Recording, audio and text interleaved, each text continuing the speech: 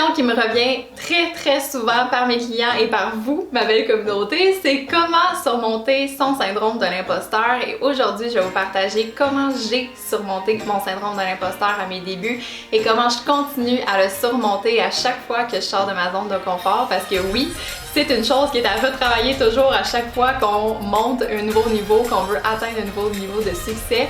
Donc aujourd'hui, je te partage ça et je te partage la question ultime vers la fin de la vidéo qui va te permettre de ne plus jamais laisser le syndrome de l'imposteur t'empêcher de faire qu'est-ce que tu veux vraiment.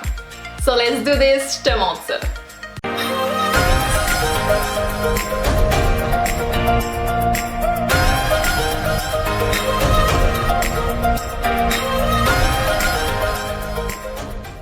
Salut tout le monde, ici Cassia Kim de cassiakim.ca, ta business coach qui va t'aider à avoir plus de clients et plus d'impact dans le monde à ta manière unique grâce au branding, au marketing web et au pouvoir de ton inconscient.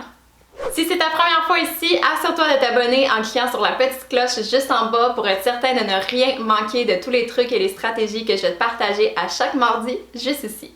Tu sais, cette petite voix-là qui rentre dans ta tête à chaque fois que tu as une nouvelle idée ou que tu as un projet excitant que tu voudrais faire et qui te dit « Ah, je suis vraiment capable de faire ça?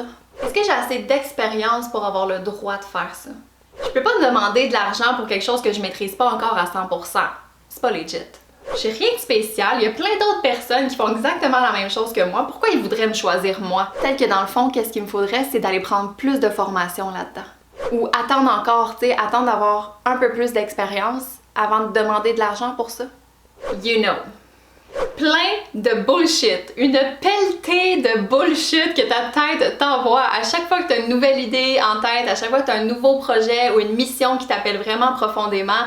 Et on va se dire, c'est vraiment frustrant, c'est décourageant, c'est déprimant parce qu'une seconde, on est super excitée, super passionnée, on est comme « Wouah! C'est la meilleure idée de ma vie! » Puis juste après, on est comme « Oh mon Dieu, je me sens vraiment comme de la merde, je peux pas faire ça. Ah, mais je suis pas rendue là encore, peut-être que dans un an, je vais être capable. » Je sais, je te comprends profondément parce que je suis passée par là très souvent. Mais étonnamment, je l'ai ressenti beaucoup plus récemment que dans mes débuts. Au début, j'ai parti ma page Facebook, j'avais rien à vendre, je voulais juste partager aux autres, aider les autres à oser foncer vers qu'est-ce qui les habitait vraiment, qu'est-ce qui était leur rêve, qu'est-ce qu'ils osaient pas faire. Puis éventuellement, je suis devenue une vidéo coach que plusieurs personnes m'ont connue de cette manière-là. Parce que je faisais justement plein de vidéos, puis il y a plein de monde qui me demandait plein de conseils par rapport aux vidéos, puis qui aimait qu'est-ce que je faisais, puis tout ça. Fait que ça a été juste une continuité normale, puis je me sentais pas comme en ayant le syndrome de l'imposteur tant que ça en faisant ça, parce que j'avais déjà la validation des autres qui me disaient que mon travail était bon, puis qui voulaient en savoir plus là-dessus. Donc, j'avais pas tant le syndrome de l'imposteur que ça. Le syndrome de l'imposteur a kické in pas mal plus quand j'ai décidé de switcher de beaucoup ma business, quand j'ai arrêté d'être sur les réseaux sociaux pendant plus de 6 mois parce que justement je me sentais plus complètement alignée à qu'est-ce que je faisais en étant juste vidéo coach. Je sentais qu'il me manquait de profondeur là-dedans puis que j'étais plus très bien là-dedans. Donc après ce temps-là où est-ce que j'ai beaucoup travaillé sur moi-même et que j'ai pris des formations au niveau plus spirituel, intuitif et tout ça pour aller chercher mes croyances limitantes, tout ce qui se passait dans mon inconscient que j'avais aucune idée qu'est-ce qui se passait, j'ai décidé d'offrir des nouveaux services dans cette lignée-là, dans la lignée plus spirituelle, plus intuitive, pour aller vraiment plus profondément dans qu'est-ce qui limitait les entrepreneurs à réussir puis à atteindre leur objectif. Et ça, mes amis, là, j'avais le syndrome de l'imposteur à côté parce que j'avais aucune validation de si ma communauté était intéressée à avoir des services là-dessus puis avoir comme du contenu là-dessus. Puis j'avais le syndrome de l'imposteur parce que même si j'avais servi plusieurs personnes gratuitement durant l'été, avant que je sorte mes nouveaux services et que j'avais pris des formations quand même très pertinentes là, pour pouvoir m'aider à faire ça puis que j'avais donné des résultats, même à ça, j'avais beaucoup le syndrome de l'imposteur parce que justement là, j'étais rendue à charger pour à demander de l'argent pour ces services-là. Fait que là, tout le discours mental de comme oh mon Dieu, est-ce que je suis vraiment prête? Est-ce que j'ai le droit de charger l'argent que je voudrais? Est-ce que ça vaut vraiment ça? Est-ce que je devrais aller chercher plus d'expérience? Tout ce que j'ai dit au début comme croyance limitante qui pop in, puis que c'est le syndrome de l'imposteur qui est vraiment comme pouf pouf pouf, hyper dans les airs, puis qui nous limite. Mais qu'est-ce que j'ai fait quand même? Qu'est-ce qui est à faire pour briser le syndrome de l'imposteur? C'est juste de sauter pareil. Sauter même si t'as peur, même si tout ton mental puis tout tes pensées te disent de ne pas le faire, puis t'amènes toutes les raisons imaginables possibles pour te dire que tu peux pas le faire puis que t'es pas rendu là encore. C'est juste tes peurs, c'est juste ton inconscient qui essaie de te protéger, de te faire mal éventuellement parce que c'est une zone inconnue. Fait qu'il faut juste que tu sautes pareil. Même si t'as peur, même si t'es pas prêt, tu te penses pas prête, faut que tu y ailles.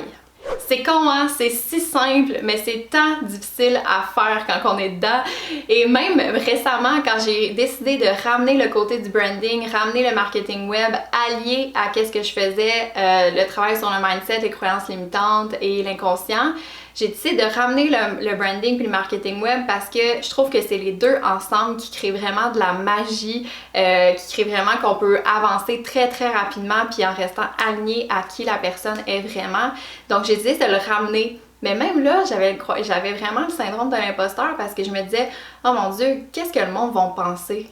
Qu'est-ce que ma communauté va penser? Qu'est-ce que mes pairs, mes autres entrepreneurs qui me suivent, que je sais qu'on suit mutuellement vont penser de ça? » Tu sais, j'ai l'air d'une girouette dans le fond. Dans le fond, je suis vraiment pas...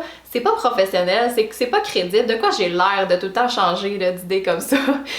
Tout ça, c'est comme là 1 mois et demi à peu près là, que j'avais toutes ces pensées-là qui remontaient parce que j'allais changer, j'allais switcher encore un peu ma business, puis comment j'allais aider le monde.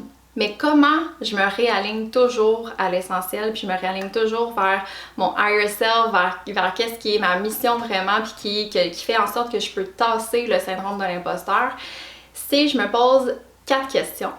La première, c'est qu'est-ce que moi, j'ai vraiment envie de parler de ça? Est-ce que j'ai envie de parler de ça? Deuxièmement, est-ce que ça me passionne vraiment? Troisièmement, pourquoi j'ai envie de partager ça? Pourquoi j'ai envie d'aider le monde avec ça?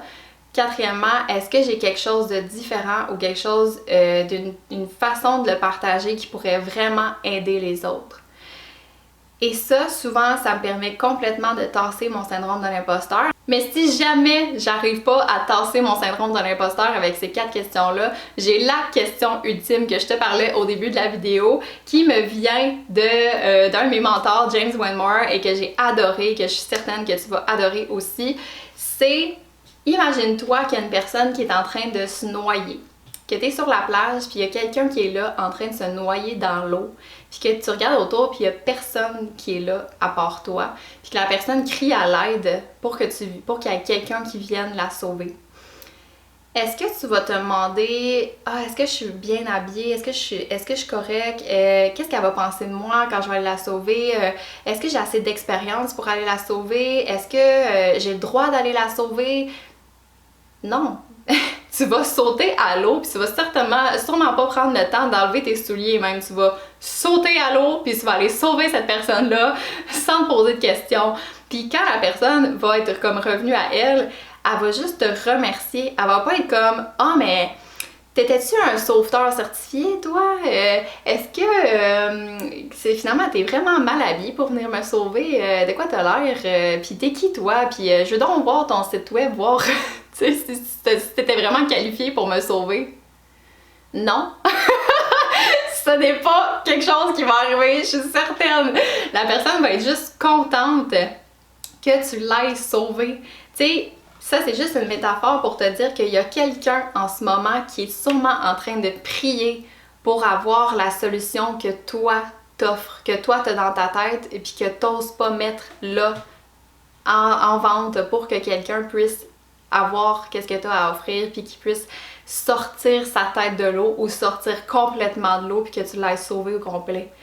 Fait que dans le fond, de rester là sur le bord de la rive en regardant quelqu'un qui est en train de se noyer, en refusant de l'aider parce que toi t'as peur de quoi tu vas avoir l'air, parce que t'as peur de pas avoir assez d'expérience, parce que t'as peur de pas être assez compétente, c'est égoïste. Tu penses juste à toi en ce moment, puis t'es pas en train de penser à la personne qui prie en ce moment pour que tu puisses l'aider à surmonter qu'est-ce qu'elle a besoin de surmonter. Est-ce que tu avais déjà pensé à ça? Peu importe t'es rendu où dans ton entreprise, que tu viennes juste de commencer ou que ça fasse des années que tu fais ça, que tu aies juste un petit peu d'expérience ou tout plein d'expérience, il y a au moins une personne qui est là que tu peux aider. Il y a au moins une personne qui est en train de prier en ce moment pour que ta solution arrive à elle ou pour que quelqu'un l'aide à au moins sortir sa tête un peu de l'eau. Et c'est pour cette personne-là que peu importe à quel point j'ai peur d'être jugée, à quel point j'ai peur de pas être à la hauteur, à quel point je peux douter de moi, je vais sauter pareil pour aller sauver cette personne-là. Parce que je sais que je peux aider au moins une personne. Puis on sait très bien, toi et moi, que tu risques d'aider beaucoup plus que juste une personne avec la solution que tu as en tête, avec l'idée, le projet que tu veux mettre en avant, mais que tu laisses tes peurs te freiner, pas y aller trop à 100%, pas le mettre du tout en ligne ou juste y aller à moitié parce que ouf, qu'est-ce qui va se passer? Oh, je l'essaye, mais si je me mets pas vraiment à 100%, comme si ça échoue, ben je me dirais que c'est parce que je me suis pas mis vraiment all-in là-dedans. Ça, c'est tout inconscient. Tu es en train de t'auto-saboter en ce moment à cause de ton syndrome de l'imposteur, puis tu es en train de pas aider les personnes que tu pourrais aider. Tu as le droit d'être un work in progress en même temps d'aider des personnes dans qu'est-ce que tu es en train de toi t'améliorer et évoluer dedans. Parce que tes clients, c'est les personnes qui suivent le même chemin que toi, mais qui sont derrière toi, puis que toi, tu es là pour les aider à avancer encore plus vite que qu'est-ce que toi, tu as avancé, à prendre les shortcuts que toi, tu aurais aimé avoir, à éviter les erreurs que toi, tu as faites. Tu es là pour lui montrer le chemin, pour lui montrer une façon encore plus rapide d'atteindre qu'est-ce que toi, tu as atteint. C'est souvent ça nos clients idéaux, puis on l'oublie souvent, mais on peut être un work in progress puis aider les personnes en même temps que nous, on évolue, en même temps que nous, on s'améliore. Donc j'ai une question pour toi. Est-ce que tu sautes ou est-ce que tu restes sur le bord de la rive? Dis-moi ça dans les commentaires et donne-moi un beau pouce juste en bas. Partage-le à tes amis ou à d'autres personnes que tu trouves que ça leur serait utile. Et assure-toi de t'abonner à ma chaîne parce que je fais une nouvelle vidéo à chaque mardi sur tout ce qui englobe le branding, le marketing web et le pouvoir de ton inconscient pour t'aider toi à créer la business en ligne dont tu rêves. Parce que tu mérites tout ce que la vie a de meilleur à offrir. Let's do this!